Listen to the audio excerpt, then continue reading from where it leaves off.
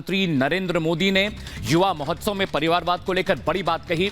प्रधानमंत्री नरेंद्र मोदी इस वक्त युवा महोत्सव में उन्होंने कहा कि परिवारवाद की राजनीति से देश को नुकसान पहुंचा है। भारत लोकतंत्र की जननी है, ये बात पीएम मोदी ने कही। उन्होंने कहा कि अमृतकाल युवाओं के लिए कर्तव्य काल है। युवा गुलामी की मानसिकता से मुक्ति चाहता है, मुक्त है, ये बात प्रधानमंत्री नरेंद्र मोदी ने कही है। युवा महोत्सव में वो संबोधित कर रहे थे जब उन्होंने ये अहम बातें कही। उन्होंने कहा कि परिवारवाद की राजनीति से नुकसान पहुंचा है। उन्होंने कहा कि भारत लोकतंत्र की जननी है।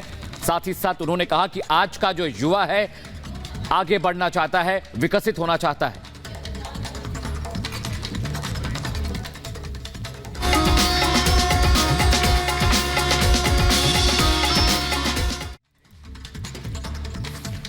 आपको बता दें, राम मंदिर की प्राण प्रतिष्ठा को अब केवल 11 दिन ही बचे हैं और देश में हर तरफ तैयारियां जोरों पर हैं। इस बीच प्रधानमंत्री नरेंद्र मोदी ने एक विशेष ऑडियो संदेश जारी किया। प्रधानमंत्री ने आज से 11 दिन तक विशेष अनुष्ठान करने की बात कही, बल्कि समूचे देश से इसके लिए आशीर्वाद भी मांगा। चारों दिशाओं में राम नाम की धून, हर किसी को इंतजार है 22 जनवरी का, उस ऐतिहासिक पवित्र पल का। और अब अयोध्या में रामलला की प्राण प्रतिष्ठा में केवल 11 दिन ही बचे हैं। मेरा सौभाग्य है कि मुझे भी इस पुण्य अवसर का साक्षी बनने का अवसर मिल रहा है। आध्यात्मिक यात्रा की कुछ तपस्वी आत्माओं और महापुरुषों से मुझे जो मार्गदर्शन मिला, उन्होंने जो यम नियम सुझाए हैं, उसके अनुसार मैं आज से 11 दिन का विशेष अनुष्ठान आरंभ कर रहा हूं। जनता जनार्दन जो ईश्वर का रूप है, उनसे प्रार्थना करता हूं कि आप मुझे आशीर्वाद दें। प्रधानमंत्री जिस विशेष अनुष्ठान की बातें कर रहे हैं, उस नियम को वो नासिक के धाम पंचवटी से शुरू कर रहे हैं। मेरा ये सौभाग्य है कि 11 दिन के अपने अनुष्ठान का आरंभ मैं नासिक धाम पंचवटी से कर रहा हूं। पंचवटी वो पावन धरा है जहां प्रभु श्री राम ने काफी समय बिताया था।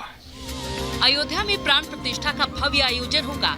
जिस वक्त प्रभु श्री राम की मूर्ति से पट्टी हटाई जाएगी, उस वक्त कुछ ही लोग गर्भगृह में मौजूद होंगे। उनमें से एक प्रधानमंत्री मोदी भी होंगे और इस पल को लेकर पीएम काफी उत्साहित हैं।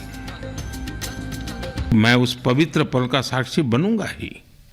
140 करोड़ भारतीय मेरे साथ होंगे, आप मेरे साथ होंगे, हर राम भक्त मेरे साथ होगा और वो चैतन्य पल हम सबकी साझी अनुभूति होगी। अयोध्या उत्सव को लेकर चारों दिशाओं में राम नाम की धुनी है। हर कोई राम भक्ति में लीन है। राम उत्सव को लेकर पीएम मोदी भी उत्साहित है और ऐसे में उन्होंने इसे राष्ट्र पर्व के तौर पर देखा है। Bureau report, Republic Bharat.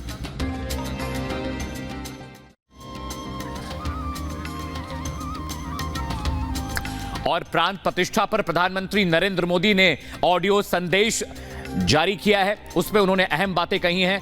मसलन पीएम ने कहा कि हर किसी को 22 जनवरी का इंतजार है, बड़ा दिन है देश के लिए। उन्होंने कई अहम बातें बोली। इसके अलावा उन्होंने कहा कि प्राण प्रतिष्ठा में केवल 11 दिन बचे हैं। ऐसे में यम का जो नियम है, तमाम जो क्रियाविधियां हैं, उसको वो पालन करना चाहते हैं। आज से 11 दिन बाद विशेष अनुष्ठान किया जाएगा। इस बात का जिक्र प्रधानमंत्री नरेंद्र मोदी अपने ऑडियो मैसेज में कर रहे हैं। उन्होंने कहा कि नासिक धाम से अनुष्ठान की शुरुआत करने जा रहे हैं, उसका आरंभ वहां से करेंगे, क्योंकि ये एक नियम है, एक कायदा है और उसको वो फॉलो करेंगे। लोगों के प्रतिनिधित्व का मौका मिला है, वो देश को भी धन्यवाद कर रहे हैं और मैं उस पवित्र पल का साक्षी बनूंगा, ये बात प्रधानमंत्री नरेंद्र मोदी कह रहे हैं। उन्होंने देश को संबोधित किया। उन्होंने कहा कि बलिदानियों की प्रेरणा लेकर मैं जाऊंगा, यानी जो भी अब तक उन्हें ज्ञान मिला है शास्त्रों को लेकर, विधि विधाओं को लेकर, उन तमाम चीजों को वो फॉलो करेंगे।